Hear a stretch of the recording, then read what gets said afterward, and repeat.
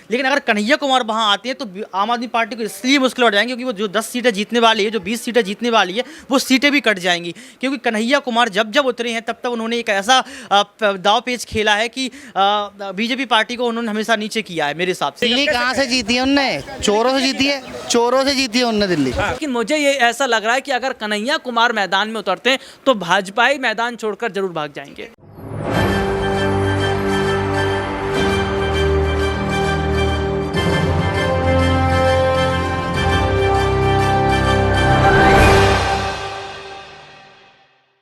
नमस्कार, आप देख रहे हैं SPN 9 न्यूज़ और आपके साथ मैं हूं क्रांति सिंह। गुजरात चुनाव जो है वो बेहद ही नज़दीक है। अब 2 महीने से भी कम का समय जो है वो बचा हुआ है और इस चुनावी माहौल के बीच में लगातार तीनों पार्टी जो है अपनी तरफ से दमखम दिखाती हुई नजर आ रही है। तीनों पार्टी में कांग्रेस इस बार बेहद ही अहम मुद्दे को लेकर के सामने निकल करके आ रही है और उनके सामने एक बड़ा चेहरा जो है वो उनके साथ जुड़ चुका है।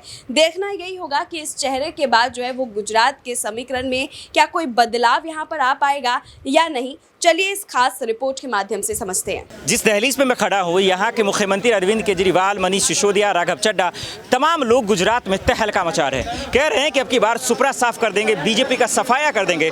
मोदी जी के गढ़ में घुसकर धमकी दे रहे हैं, चुनौती दे रहे हैं। उस चुनौती को आज समझने की कोशिश करेंगे जनताओं के बीच में कि ये क्या सोच रहे हैं, इनकी हकीकत क्या है और केजरीवाल क्या गुजरात में चमक पाएंगे कि नहीं। बहुत बहुत स्वागत है सर आप लोग का। क्या नाम है आपका? राजेंद्र साहू। आप कैसे देख रहे हैं सर कि केजरीवाल जी गुजरात आते हैं, गुजरात में चुनाव होने वाले हैं, कह रहे हैं कि जैसा दिल्ली है पंजाब है वैसे ही गुजरात को बना देंगे, क्या लग रहा है? कुछ नहीं होने वाला। कुछ नहीं होने वाला। ये गुजरात केजरीवाल जी गलत कर रहे हैं। बिल्कुल गलत कह रहे हैं। वहाँ तो बस बीजेपी आनी है, आनी है, आनी है। लेकिन ये तो कह रहे हैं कि भाई हमने शिक्षा दे दिया, रोजगार दे दिया, बिजली फ्री कर दिया, लोग ऐसे ही मिले। अरे एक जेब से निकाल लिया, दूसरी जेब में डाल दिया, क्या कर दिया तुमने? इसको समझाइए, आप लोग तजुर्बेकार हैं, समझदार हैं। बेकार है तो मैं तो बता रहा हूँ। क्या हो रहा है सर, सच्चाई क्या है? दिल्ली में तरक्की हुआ है कि नहीं हुआ है? ये केजरीवाल जी गुजरात में जाकर तरक्की की बात करें, कैसे देख रहे हैं? अरे नहीं कर पाएंगे जी, गुजरात में नहीं आएंगे, बिल्कुल नहीं आएंगे। क्यों नहीं आएंगे? अरे क्या दिल्ली रीजन तो होगा। दिल्ली में क्या कर रहे ये बताओ। अरे दिल्ली में कह रहे वही शिक्षा दे दिए, शिक्षा बिजली फ्री कर दिए, रोड बनवा दिए, तमाम चीज बिजली फ्री दे रहे हैं। वो तो भाई साहब अभी तो कोई बरसात हुई है, आप जाकर अंडरपास में देख लीजिए, जगह जगह देख लीजिए, सारे अंडरपास सारे भरे पड़े पानी से, सारे रोड खराब हुए पड़े। केजरीवाल मोदी जी को टक्कर दे पाएंगे गुजरात में? जिंदगी में कभी नहीं दे पाएंगे। जिंदगी में नहीं दे पाएंगे। अरे वो तो कह रहे हैं 10 सालों में दिल्ली जीत लिया, पंजाब जीत लिया, अब गुजरात भी जीत लिया। दिल्ली कहाँ से जीती है उनने? चोरों से जीती है, चोरों से जीती है उनने दिल्ली। कैसे? मतलब ईवीएम से कह रहे हैं? अरे वो चोटा एक नंबर सीएम है। नहीं सीएम की बात अलग चीज है। नहीं ठीक है, सीएम बनने लायक नहीं, जनता ने चुना ना सर। यूपी में कितना जनता ने चुना कि नहीं चुना? दिल्ली की जनता हमारे यहाँ की पता है कैसी? 500 तो। आप कहाँ के? आप कहाँ के? हाँ तो चोर है, किस वजह से चोर है ये बताइए सर। और क्या चोर है भाई? चोर है, चोर है, चोर बोल रहा हूँ मैं तो। नहीं केजरीवाल जी कह रहे हैं कि अमित शाह जी वो कह रहे हैं कि मोदी जी। ये देखो ना हालत क्या हो रही है हमारा इसकी, ये देखो ना क्या हो रहा है, देखना। तो रोड का हालत खराब है तो चोर कैसे? चोरी है, चोर है भाई, चोर है। बताइए शराब में घोटाला, शराब के लिए चोर है, हर चीज क्या कौन देता है? यहाँ दंगे फसाद हुए भी उसका मुआवजा किसने दिया है? मेरी अपनी खुद की बाइक तोड़ के चले गए। राहुल, यहाँ पर गुजरात चुनाव है। गुजरात चुनाव में कन्हैया कुमार की एंट्री की बात हो रही है। हालांकि वो हिमाचल में अपनी एंट्री दिखा रहे हैं, लेकिन क्या लगता है कि गुजरात में, सबसे पहले सवाल तो यही, गुजरात में एंट्री हो सकती है? देखिए ये कह पाना बहुत मुश्किल है, क्योंकि हमने देखा भी कन्हैया कुमार को इन्होंने 5 राज्य में नहीं उतारा, अभी कोई चर्चा नहीं चल रही है कन्हैया कुमार की। तो कन्हैया कुमार की एंट्री गुजरात में होगी या नहीं होगी, एक सवाल तो ज़रूर रहेगा। लेकिन मैं ये ज़रूर कहना चाहूँगा कि कांग्रेस पार्टी आलाकमान सोनिया गांधी को अब युवा नेताओं पर ज़्यादा फोकस करना चाहिए, क्योंकि आपके पास सचिन पायलट जैसे नेता हैं, कन्हैया कुमार जैसे नेता हैं, खुद राहुल गांधी जैसे नेता हैं, प्रियंका गांधी जैसे नेता हैं।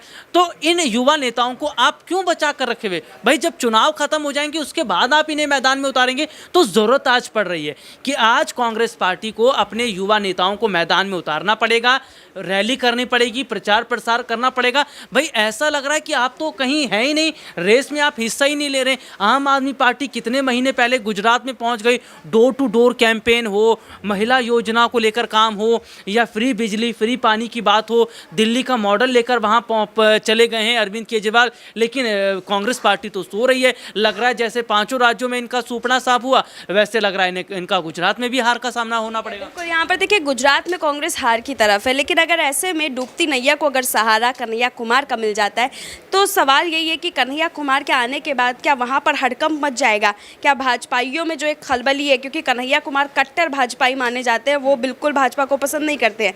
तो क्या भाजपाइयों के गढ़ में घुस करके भाजपा का सुपर साफ करने का काम करेंगे? बिल्कुल, देखिए कन्हैया कुमार जैसे नेता जिन्होंने बीजेपी की प्रवक्ता संबित पात्रा जैसे नेताओं से डिबेट की है, और बीजेपी के प्रवक्ता चाहे जो भी हो या बीजेपी के जो भी नेता हों, उनसे जब कन्हैया कुमार ने सवाल पूछा कि भाई आप बता दीजिए मोदी सरकार में महंगाई क्यों बढ़ रही है, आप बता दीजिए बेरोजगारी क्यों बढ़ रही है, अर्थव्यवस्था क्यों गिरती चली जा रही है, बीजेपी के नेताओं के पास जवाब नहीं होता, क्योंकि ये लोग जाति, समुदाय, धर्म के नाम पर राजनीति करते हैं। और ऐसा मैं ये ज़रूर कहना चाहूँगा कि अगर कन्हैया कुमार की एंट्री वाकई गुजरात में होती है तो भाजपाई जो है वो मैदान छोड़कर भाग जाएंगे, क्योंकि अभी तो ये देखा जा रहा है कि भाई जिस तरह से हिमाचल के चुनाव की तारीख का ऐलान हुआ, गुजरात के चुनाव की तारीख का ऐलान नहीं हुआ। गुजरात जो कि मेन है, भाई समझने वाले तो हर चीज़ों को समझ जाते हैं, तो ये देखा जा रहा है क्या गुजरात में बीजेपी की प्लानिंग नहीं थी, इसलिए क्या चुनाव जो है उसकी तारीख का ऐलान नहीं किया गया। हालांकि ये अपनी तरफ से मैं कह रहा हूँ, ये तो